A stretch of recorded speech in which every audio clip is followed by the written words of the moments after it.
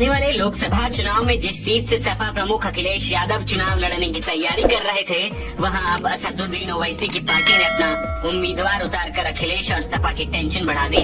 बसपा के गुड्डू जमाली को अपने पाले में लाकर अखिलेश ने जो दाम चला था, उस पर ओवैसी ने अपना पलटवार कर कुछ हद तक सपा की टेंशन जरूर बढ़ा दी है। दरअसल ऑल इंडिया मजलिस इत्तेहादुल मुस्लिमीन के प्रदेश अध्यक्ष ने यूपी की आजमगढ़ सीट से चुनाव लड़ने का ऐलान किया है।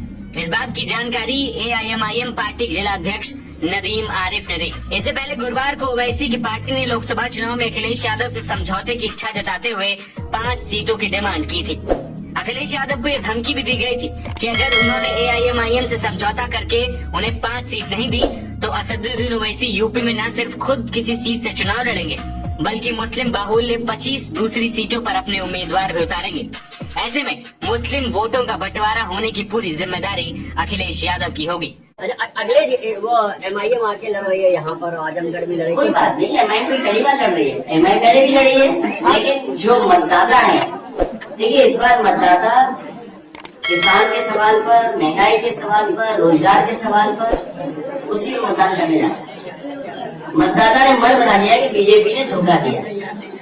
सोचिए 15 लाख करोड़ उद्योगपतियों का माफ हो गया और उन्हीं उद्योगपति को लोन दे दिया। किसान का कर्ज माफी नहीं हुआ, तो किसान तो कर्ज माफ कराना चाहता है, उसका काम समाजवादी लोग करेंगे। कोई फर्क नहीं। आजमगढ़ बदायूं अभी तो उन्होंने सीट बताई है, सीटों पे लाने जा रही है, बावन से सारी जो है भाई न्यूज स्पेस कौन दिला रहा है? बीजेपी न्यूज स्पेस दिला रही है। भाई जो बीजेपी को सूट करेगा वो न्यूज स्पेस वो पाएगा। भाई जो बीजेपी को सूट करेगी न्यूज वो स्पेस पाएंगे ना। और चुनाव तो लड़ा जाता है, आप किसी पॉलिटिकल पार्टी कैसे मना करेंगे आप चुनाव लड़ेंगे?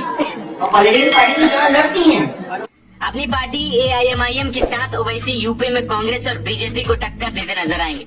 वो 7 सीटें जिन पर ओवैसी की पार्टी चुनाव लड़ने की तैयारी में है, वो फिरोजाबाद, बदायूं, मुरादाबाद, संभल, अमरोहा, मेरठ और आजमगढ़ है। ये सभी मुस्लिम बाहुल्य सीटें। ओवैसी की पार्टी को इन सीटों पर जीत की उम्मीद है। बता दें कि AIMIM के उत्तर प्रदेश अध्यक्ष शौकत अली ने 20 लोकसभा सीटों पर 2024 में चुनाव लड़ने का प्रस्ताव भेजा था। ओवैसी ने बीते दिनों इस बात के संकेत भी दिए थे। इंडिया गठबंधन के द्वारा जिस तरह लगातार AIMIM के साथ सौतेला व्यवहार किया जा रहा है और हमारे राष्ट्रीय अध्यक्ष जनाब असद ओवैसी साहब से जो नफरत की पराकाष्ठा इंडिया गठबंधन के द्वारा क्रॉस की जा रही है, हम अपने राष्ट्रीय अध्यक्ष से लगातार विचार विमर्श कर रहे हैं। हमारी 3 राउंड की वार्ता हो चुकी है। मजलिस इत्तेहादुल मुस्लिमीन, फिरोजाबाद, बदायूं, संभल, मुरादाबाद, अमरोहा, मेरठ और आजमगढ़, हम अपने कैंडिडेट 2024 लोकसभा में इतनी सीटों को उतारने पर विचार कर रहे हैं। बाकी हमारी बातचीत चल रही है, आगे हो सकता हो इन सीटों में और भी इजाफा कुछ सीटों पे किया जाए। गौरतलब है कि साल 2022 के विधानसभा चुनाव में भी AIMIM ने प्रदेश में 95 सीटों पर अपने प्रत्याशी उतारे थे।